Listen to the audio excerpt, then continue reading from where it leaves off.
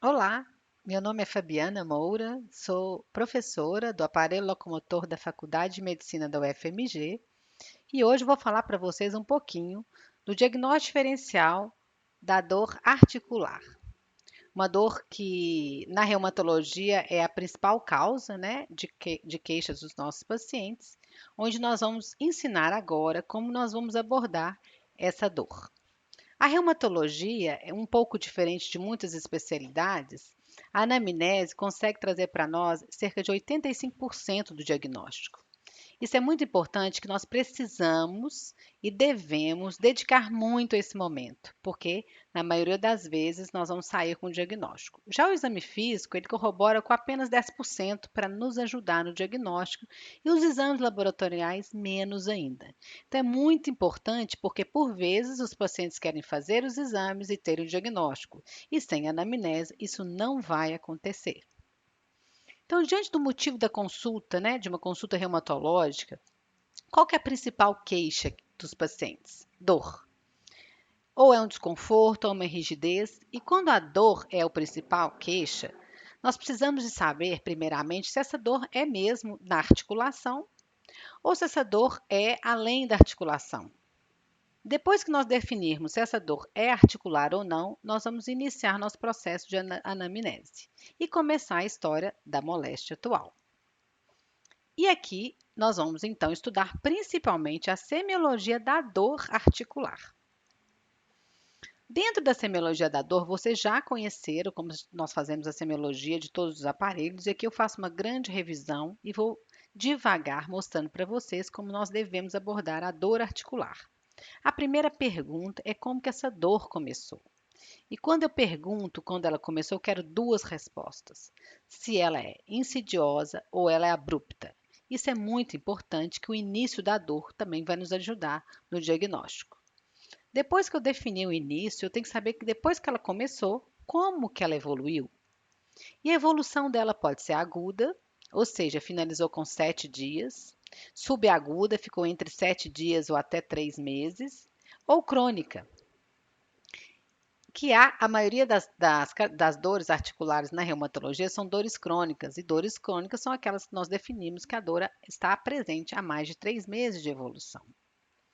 Então, iniciou, evoluiu, e durante essa evolução, como que isso aconteceu? Ela foi intermitente? Intermitente significa dizer que a dor começa, ela melhora espontaneamente e retorna novamente, tá? A dor migratória é aquela dor que começa numa articulação, finaliza numa articulação e vai para outra articulação, mas o processo doloroso ele continua, ou seja, o processo inflamatório e da doença está persistente. Não é igual à dor intermitente, onde eu tenho uma pausa assintomática entre as dores articulares.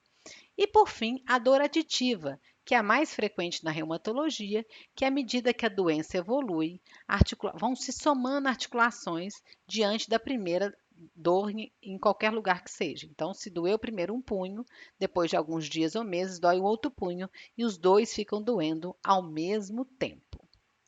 Muito interessante também que vocês sabem fazer isso muito bem é caracterizar a intensidade da dor, se ela é leve, moderada ou intensa.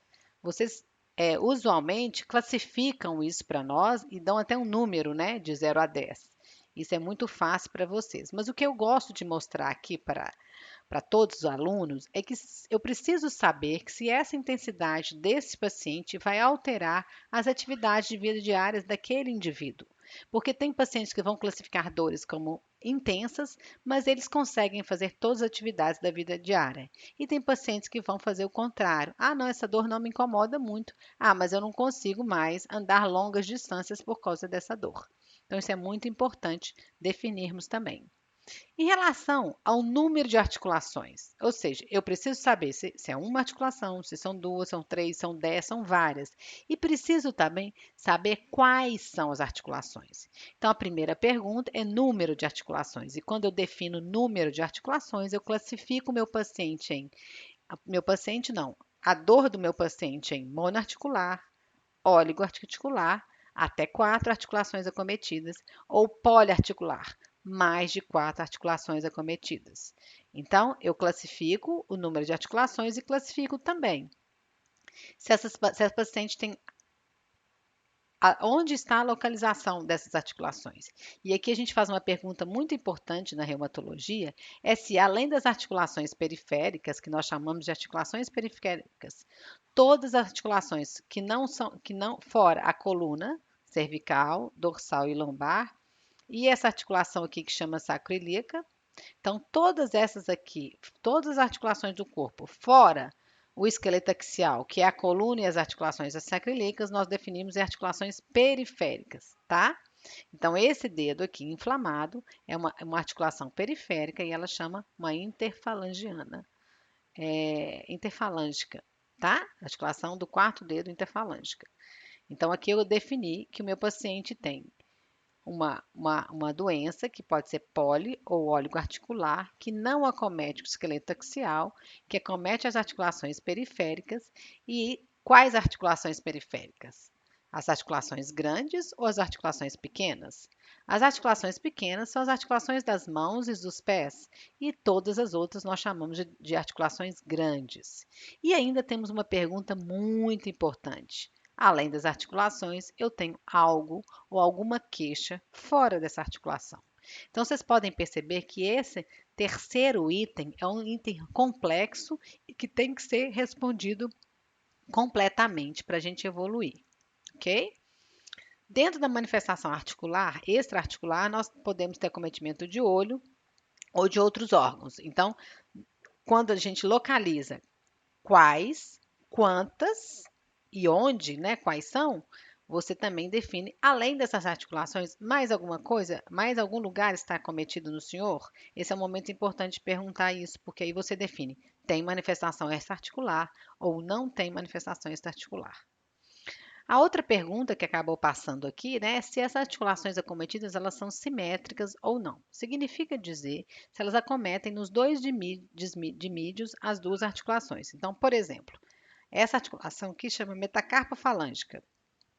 Então, se na mão direita ela é acometida e na mão esquerda também é acometida, independente, não precisa ser exatamente a segunda com a segunda, pode ser a segunda com a quinta, nós falamos que o acometimento articular desse indivíduo é simétrico. Se eu tenho um punho desse lado e eu não tenho um punho do outro lado, pode ser um acometimento assimétrico. Então, a gente define se o acometimento do indivíduo é simétrico ou assimétrico, porque tem doenças que são caracteristicamente simétricas e outras assimétricas. O ritmo da dor é uma pergunta que ela tem que ser bem feita com calma para definirmos qual o ritmo que o paciente sente a dor. Então, nós temos 4 ritmos que a gente pode definir. O ritmo mecânico, que é aquele ritmo onde o paciente desencadeia a dor com movimento ou com esforço. Nós temos o ritmo da dor inflamatório, aquela dor que ela é pior no repouso e melhora com o uso da articulação. Eu vou definir um pouquinho melhor para vocês adiante. Tem articulações e tem pacientes que têm doenças que pode ter um ritmo que tem um pouco de mecânico e um pouco de inflamatório, e por vezes eu vou ter ritmos que eu não vou saber qual é.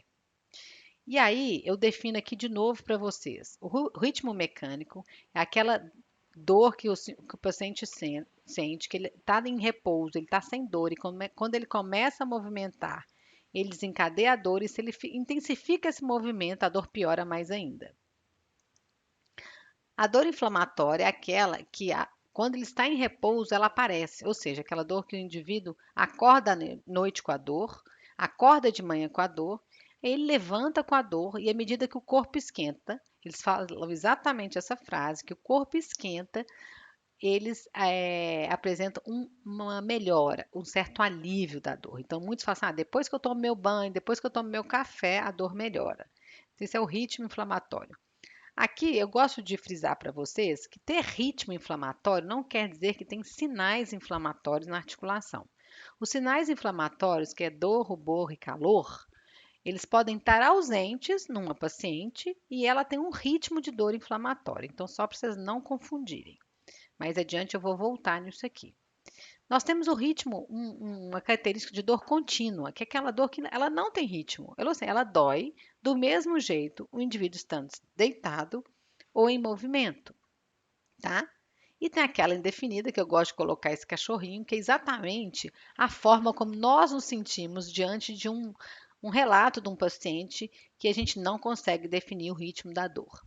E eu falo aqui muito frequentemente que isso é muito comum, que nós professores também temos dificuldade e que à medida que você vai completando sua anamnese e retorna a pergunta e vai para o exame físico, ou por vezes em outros momentos, né, no retorno, você acaba conseguindo definir exatamente que dor é aquela. Os sinais inflamatórios, então, aqui tampou um pouquinho, é o calor, rubor, né? Calor, rubor e dor. Aqui vocês estão visualizando um edema grande da articulação metatarso-falângica, tá? E um edema que vai,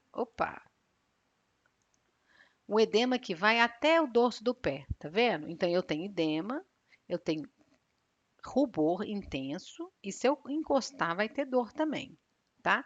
O que acontece aqui é que eu preciso saber onde que está inchado, né? Se é articulação, se é parte mole, tá?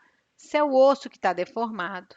Ou se eu tenho líquido dentro da articulação, então quando eu estou perguntando para o indivíduo que eu estou na amnésia, eu vou perguntar se tem calor, se tem dor e se tem vermelhidão. Mas quando eu estiver lá no exame físico, na hora que eu visualizar esse pé, por exemplo, eu vou tentar entender se o edema ou inchaço é por causa de osso, é por causa de líquido, tá? E onde ele está. Por vezes a gente não consegue, mas a gente pode ter uma suposição e fazer alguns testes para nos ajudarem, tá bom?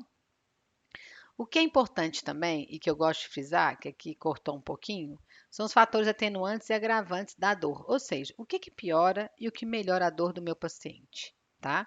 É claro que se eu tiver uma mulher que faz todas as atividades domésticas, todo o tempo, trabalha fora, dorme pouco, eu vou entender por que ela está tendo tanta dor e se essa dor está associada a esse tipo de atividade dessa paciente. E ao mesmo tempo, se eu tiver um paciente com humor mais deprimido, mais acamado, eu vou entender que essa dor também pode vir de outros motivos. E aí, a pergunta da anamnese, que é importante, é essa mesmo. Ó. Qual que é a interferência dessa dor na vida diária, no lazer do paciente, no trabalho? É muito importante perguntar, porque aqui eu começo a entender profundamente se tem algum fator associado que pode estar intensificando essa queixa de uma paciente. E aí eu começo a entender se tem algum fator emocional que está ajudando a piorar a doença ou a caracterização da dor. Muito importante também, que eu não gosto de deixar de passar, é a característica do sono dos nossos pacientes. Os indivíduos que dormem bem, repousam, eles têm uma tendência de ter uma menos dor e uma dor de menor intensidade do que aqueles que dormem mal ou que não têm um sono repousante. E aqui eu já começo a tentar entender como é que o estilo do nosso paciente, a forma dele conduzir, como que ele dorme, como é que ele trabalha. Aqui eu começo a entender um pouquinho mais do paciente, tá? Saindo da dor articular em si, eu preciso saber se além da articulação, lembra que eu perguntei lá atrás, além da articulação, alguma manifestação extraarticular? Então, aqui eu vou voltar, mas aqui eu vou voltar já com uma anamnese especial. Ou seja, eu tenho que perguntar queixas respiratórias, renais, cardíacas e cutâneas. Mas eu tenho que perguntar tudo. Se eu tenho tosse, se eu tenho falta de ar, tá? Se eu tenho dor no peito, como é que tá o xixi, tá espumando, tá saindo vermelho, não tá, tem dor para urinar. Toda aquela semiologia especial lá atrás, ela tem que ser feita aqui novamente, porque eu preciso saber se o meu paciente tem uma doença que acomete outros órgãos e se, além da doença articular ou da causa da dor articular, ele também tem outras doenças que vão interferir na minha semiologia, interferir no meu diagnóstico, interferir na minha conduta, ok? A pele, como vocês podem ter, que vocês estão vendo aqui, uma alteração sugestiva de vasculite de mãos, é muito importante que ela nos dá muitas pistas também.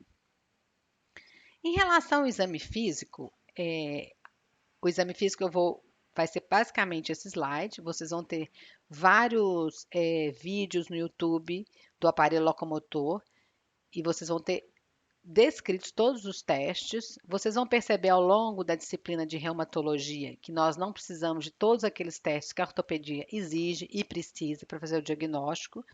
Mas o que que a reumatologia precisa? Ela precisa de olhar, ou seja, inspeção, ela precisa de sentir, ou seja, palpar, e ela precisa de movimentar a articulação, tá? Principalmente.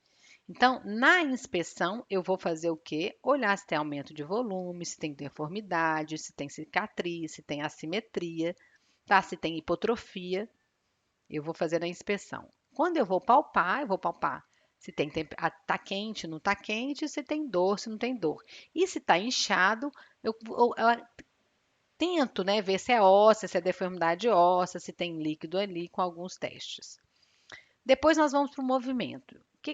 Para o movimento das articulações, eu vou pedir para quê? Para o paciente executar o movimento das articulações. Então, vocês precisam saber quais são os movimentos de cada articulação, e isso vão estar nos vídeos também para vocês olharem, estudarem e já saberem para as próximas aulas, né?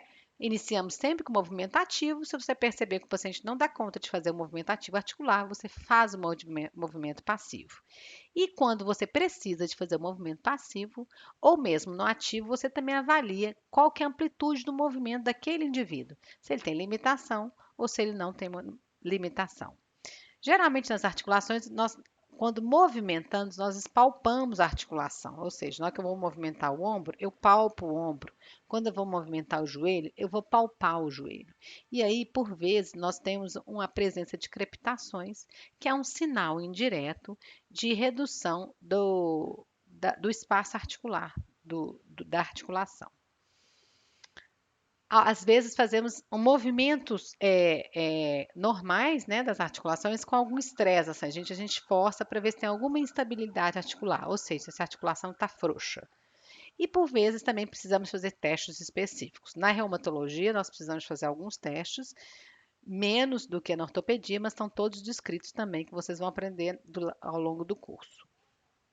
Agora eu vou fazer alguns desafios para mostrar para vocês, com a simples inspeção, né, das mãos do paciente, eu posso pensar em várias doenças diferentes.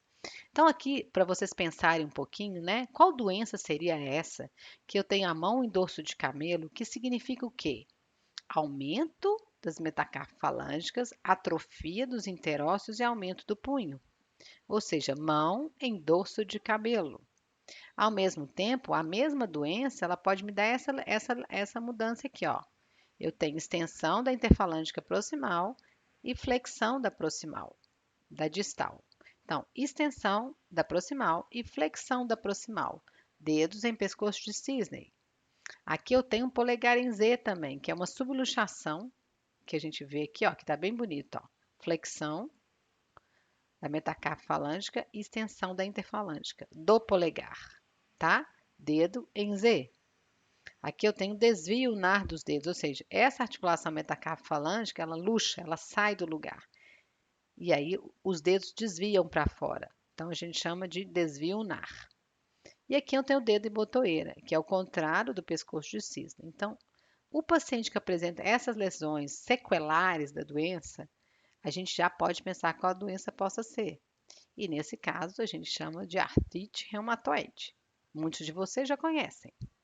Agora, se eu pegar essa mão aqui com alterações, principalmente nas articulações interfalângicas distais e proximais, e quando eu tenho esse nódulo que se forma lateralmente, eu chamo de nódulo de Erberen, nas interfalângicas distais e nas interfalângicas proximais, elas chamam de nódulo de Bouchard, associado com uma alteração, uma protrusão óssea ao raio-x, eu posso falar que esse paciente tem uma determinada doença.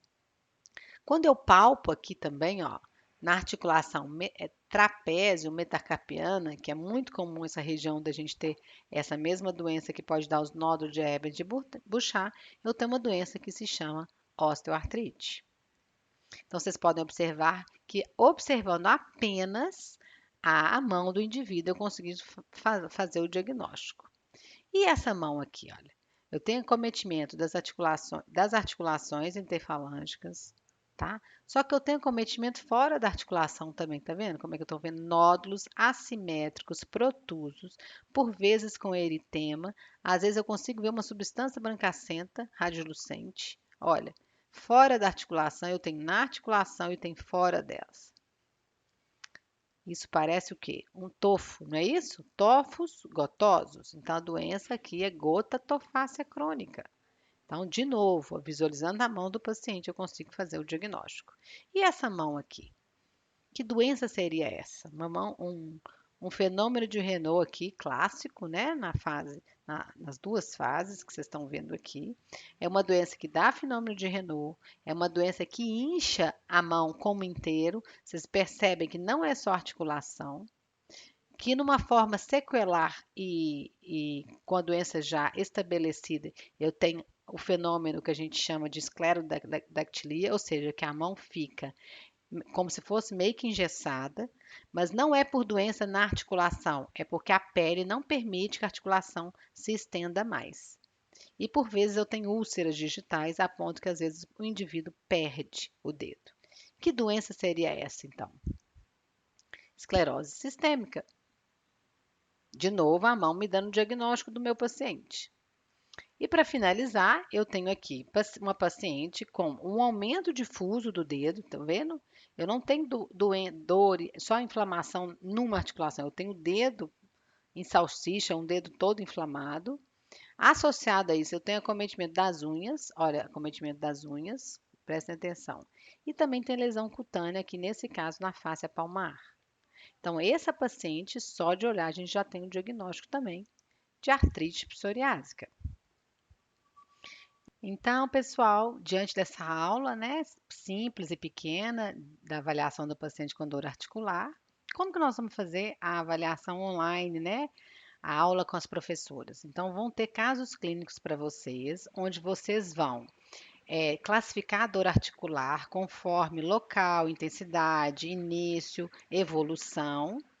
Diante disso, vocês vão treinar um pouquinho como que seria o exame físico daquela articulação. Nesse caso, dependendo da articulação, você vai ter um QR Code para você já acessar o movimento, mas vocês já devem ter estudado o exame físico e a anamnese previamente para fazer essa aula online com as professoras. Se vocês não estudarem, vocês vão aproveitar menos, né? Logicamente. Vocês podem treinar com seus familiares os movimentos das articulações, tá? Onde que vocês vão estudar? Vocês vão estudar no livro de clínica médica, no capítulo de semiologia do aparelho locomotor, ou vocês podem usar essa bibliografia que eu pus aí para vocês. Essa bibliografia é um livro de ortopedia e um livro de reumatologia, ok? Gostaria de agradecer, né, a oportunidade de iniciar uma nova fase de, de ensinar medicina remotamente. As professoras todas estão aprendendo, as videoaulas, eu acredito, cada vez vão ficar melhores e espero vocês na próxima. Um abraço.